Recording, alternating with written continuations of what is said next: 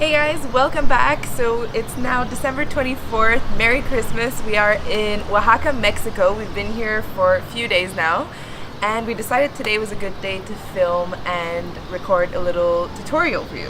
Yeah, so I think it's the first video on the channel that's not going to be a vlog. So we decided to show you guys how we edit most of our photos using Adobe Lightroom and Photoshop. So we purposely picked one that needed quite a bit of work. It's from, where was it? It was a cenote in Mexico. So when we posted this photo on Instagram, we asked you guys if you wanted a tutorial. We posted it before and after. We'll put it up on the screen now. And we asked if you wanted a tutorial, and we got an overwhelming response saying yes, that you'd like to see a tutorial on how we edited it. So this one's a little bit special because it went through a few steps.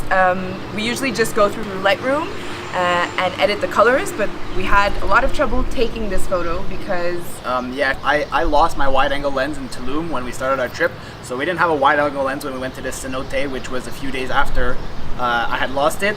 Therefore I was shooting with a 30mm lens, and it's a really good lens because it goes down to f1.4. The problem is though that because it's 30mm, I couldn't capture the whole cenote with the light coming in from the hole at the top, and as well capture the blue water. So what we had to do is stitch together a bunch of images. That'll be Yas that'll show you how to do that, because I have no idea. I'm really horrible with Photoshop. That's my Photoshop So job. she takes up care of the Photoshop. I take care of the color grading, usually in Lightroom. Typically we edit all our images on either this one or the other MacBook that we have. One we usually use is a 15-inch, 16 gigs of RAM. It's way more than enough for Lightroom and Photoshop. So I do everything on there. Usually use some presets that we've developed over the last 2-3 years. Start from there and then work our way from there. Yep. So without further ado, let's get into it. So the first step was going through all the photos and selecting the ones I wanted to make my composition. So I have 7 photos. This is the center one. So I'm going to import them all into Lightroom. And I'm going to make a new collection so that everything is all in the same place. I'm going to call it composition, and then I'm going to click on import. So once all of our files are in the same place, what we're going to do is you select all of them. So you could just take the first one and then do command and select the last one. Then we're going to go into photo merge, panorama. So honestly, this is so easy. Lightroom just does most of the job for you. So it's going to stitch all your images together. You can play with the different options here. I've tried most of them, and I knew that this was the best option for me. And then once you're happy, you just click on merge, and then your photo will appear. It's honestly like magic. It's so amazing to see what technology can do. So then this is the final image that we are going to be left with for now. So you can see here that it's really not perfect, but that's okay because now we're going to put it into Photoshop to continue editing. So here you're going to do right click, edit in Photoshop. Then Photoshop is going to open with your photo in it. And now we're going to use one of my favorite Photoshop tools that's called Content Aware. It's honestly a lifesaver. Since I discovered this, I use it all the time. So first things first, we're going to crop our image into 4:5. That's always what we crop it into for Instagram. So you can reposition it, and once you're happy with the crop, just press enter. And then you're going to see that we have some white spaces, but don't worry about that. We're going to fix all of that.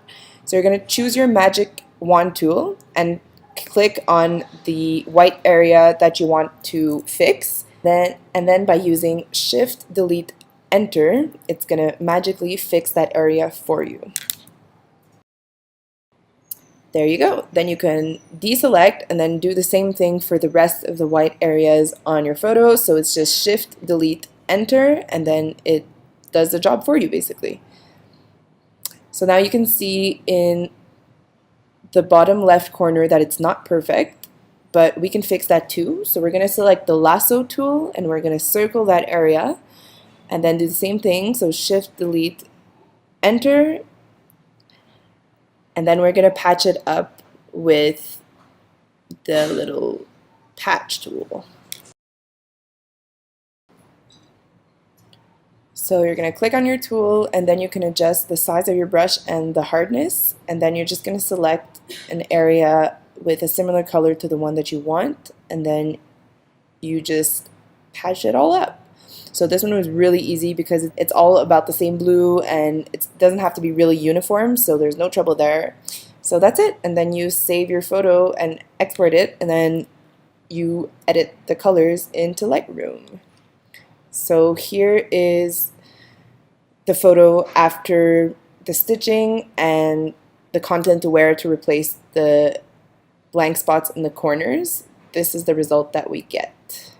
Alright guys, welcome to Lightroom 2018, the most up-to-date version. We have the photo that Yas has given us from Photoshop. You're going to see, when I start editing an image, I like to look at how many parts that I can see in an image. So for this particular one, what I'm talking about is three major parts. There's going to be the water here at the bottom. There's going to be Yas, the subject on this stone platform. And there will be the cave, obviously, which is going to be this whole background here. So there's going to be three major parts to this image. So if we start, I just put a preset, a free preset that you can find in your Lightroom.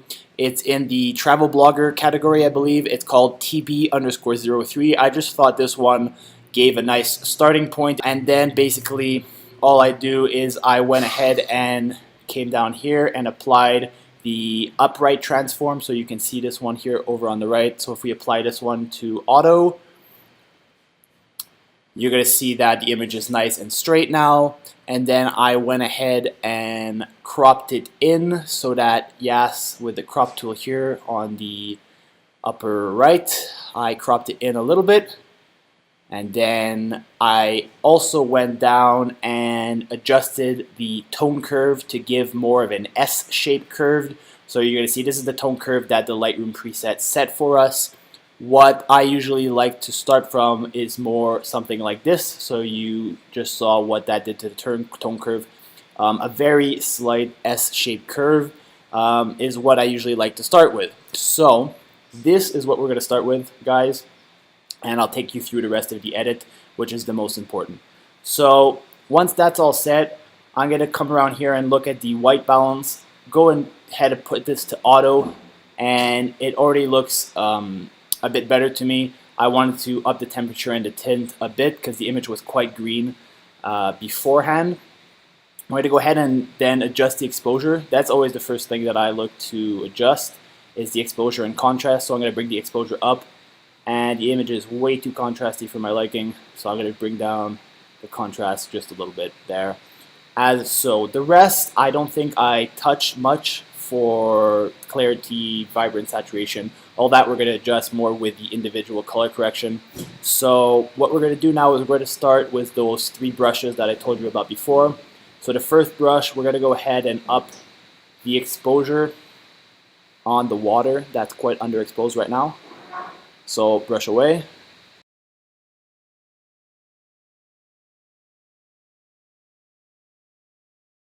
Alright, so now that our first brush is done, we're going to go ahead and put the exposure of the water up so it's nice and clear. I think about 0.8 is right.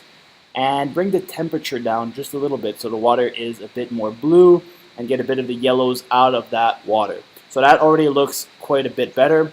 Now we're going to move on to the second brush, which is going to be the subject and the stone platform. So we're going to go ahead and zoom this image in a little bit so we can brush a little bit more effectively. And we're going to go ahead, when I usually start to brush, I usually put my exposure way up, more than it needs to be, just so I can see where I'm brushing, so it takes a little less time. So I'll put this way up to like 1.3, and then I'll start brushing away.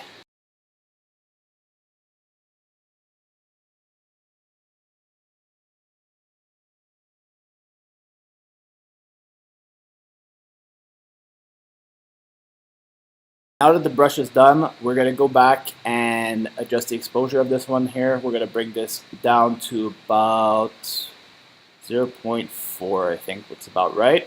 Doesn't need to be that exposed, because what we're going to do after this is we're going to decrease the exposure of the whole cave so that Yas and the stone platform pop out a lot more. Let's do that third brush now and brush away at the whole cave. So for this one, I'm going to bring the exposure way down, take a nice brush size, and just brush away at the cave.